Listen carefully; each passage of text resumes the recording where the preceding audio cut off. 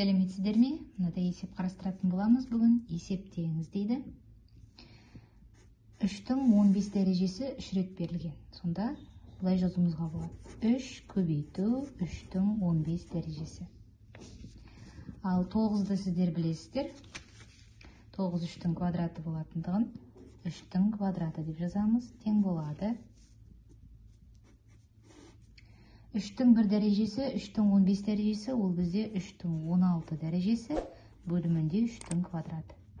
3-тің 16 дәрежесі 3-тің квадраты, дәреже көрсеткіштер азайтылады, 3-тің 14 дәрежесі шығады. Келесі осындай есеп, бұл жерде 6-ның 5 дәрежесі 6 рет беріліп тұр. 6 көбейту 6-ның 5 дәрежесі деп жазамыз. Бөлімінде 4-тің 3 дәрежесі. Тең болады. 6-ның 6 дәрежесі болады. Бөлімінде 4-тің кубы. Тең болады. 6-ның өзін біз 3 көбейту 2 деп жаза аламыз. Сонда 3-тің 6 дәрежесі көбейту 2-нің 6 дәрежесі. Ал 4 дегеніміз ол 2-нің квадраты. 2-нің квадратының 3 дәрежесі.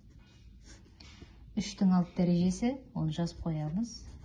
Көбейту 2-нің 6 дәрежесі бөлімінде дәрежені дәрежеге шығару 2-нің 6 дәрежесі. 2-нің 6 дәрежесі мен 2-нің 6 дәрежесі қысқарады, сонда қалады 3-тің 6 дәрежесі.